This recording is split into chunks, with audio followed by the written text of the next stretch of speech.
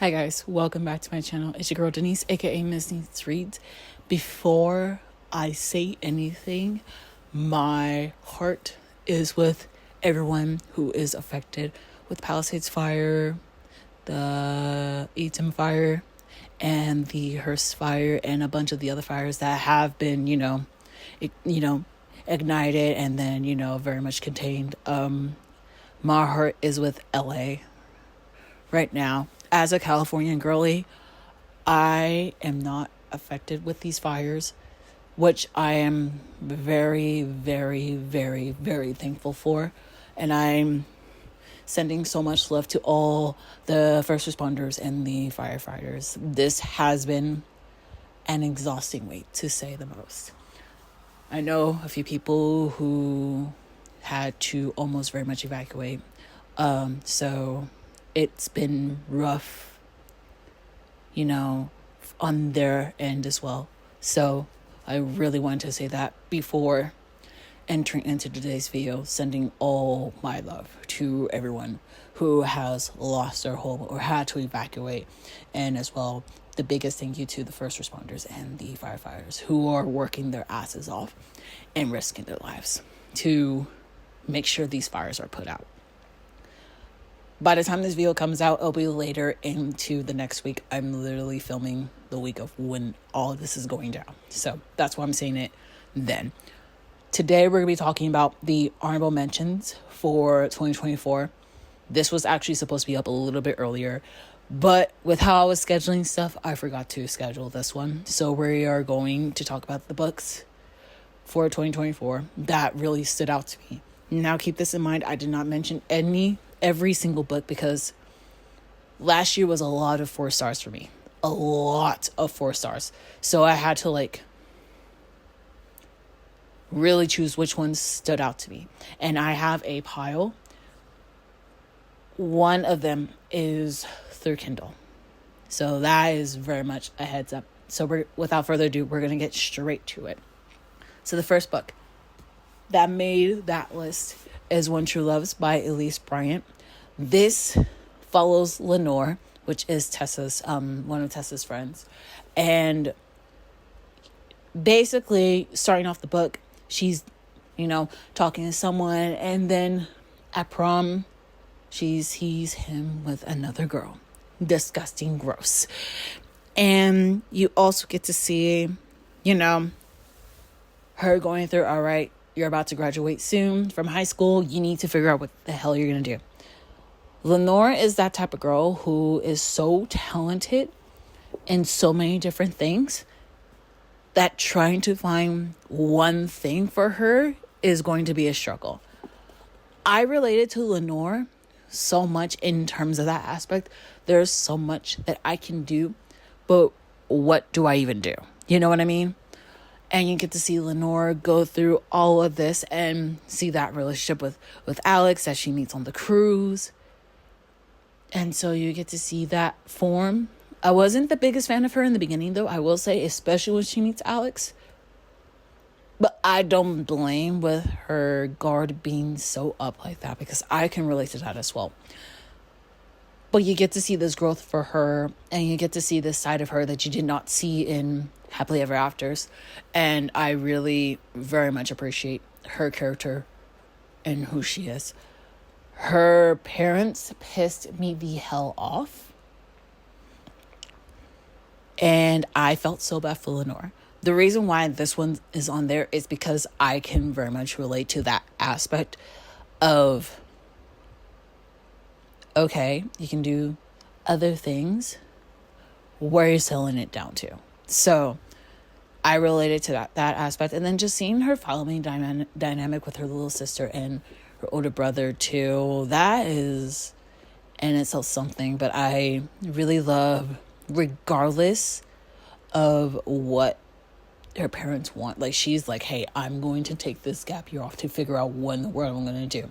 Did not like her parents' reaction at all. That really aggravated the fuck out of me, not going to lie. But I'm really glad that I read this book, because it felt like I wasn't alone in that. You know what I mean?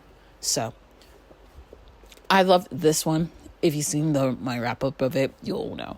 But Lenore as a character is the reason why it's in this list, because I could relate to her on so many levels that I did not know. So, yes. The next book is Go Deep by Risley Adams. I have not seen two best friends' chemistries like that in an instant until this book. I loved this book, actually. It was the connection and the characters for me that really made it onto this list, because you get to see the growth between those two. And you already get to see from the best friends aspect too. I love that. And then just exploring to see what's more. Yeah. That genuinely stood out to me. And it made me realize I need to read more of Risley Adams books, because I like her writing a lot. So, yeah. The next one is Orange. This is the complete collection, and this is volume 1 by Ichigo Takano. This made me cry. I'm so glad I have friends warn me about this book. I love the found family and the friend group in this. I love Naho. I don't know how to say her name correctly yet again. I'm very, very sorry. And then we also have Kakeru. I love those two. I'm not gonna lie. Like, those two, I can see it. I like how it gradually grows. It made me cry. It definitely made me cry. And I can see why. I can now see why people really love this. So I really cannot wait for volume 2. They just don't have it in my Barnes & Noble, and that makes me mad. That makes me so mad. So I'm gonna have to get it online. Cannot wait to continue this and cry more. So I'm very excited to continue this. Then we have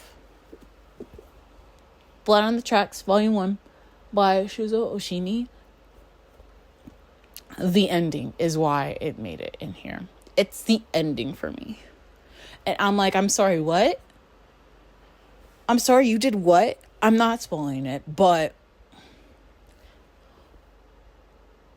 Sechi and his mom are very close. His mother is very, very protective of him.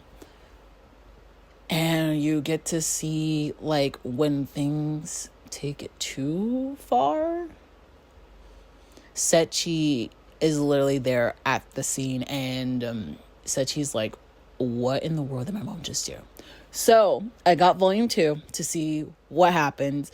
I'm not going to read it yet. And the reason why I'm not reading volume 2 yet is because I'm kind of going through stuff and I need to be in a good headspace. But I feel like this series is really going to grip me, because that ending gripped me. So I'm very excited for volume 2. But that is the reason why it's on here. Is that ending was crazy. Crazy. And then also, I love the art too. Now I'm realizing it. A lot of my honorable mentions are either manga or manhwas. It's either or. It's either or for me. Then we have A Missing Reader's Viewpoint, Volume 2 by Sin-song. I know I just recently read this. True. This volume genuinely stood out to me. And it was also because of the fact of Dokja having to endure a lot of new battles by himself and not with the people that he started with. That is why that's why this is on the list. And then plus, certain scenes too had me laughing so hard. I really, really enjoyed this volume a lot. And I also like getting to see the mindset of Dr. John. It's like, okay, what am I going to do? How am I going to defeat these people? Blah, blah, blah, blah, blah. So I really loved it. Then we have The Ice Sky and The Cool Girl Volumes 1 and 2 by Miyuki Tonogaya. And it's just the story format as a whole. And just the chemistry between the female MC and the male MC, that really stood out to me. And how the female MC is always looking out for her friend and everything like that. And just finding out who is the descendant of what animals. So I definitely need to read volume 3 as soon as possible. So that's why I made it to that list. The next one, Rhythm and Muse by India Hill Brown. This is very much Cinderella male edition. This was such a cute book. I really, really enjoyed Darren and Dilly. They were really, really cute. I loved the concept of the book a lot. I really loved it.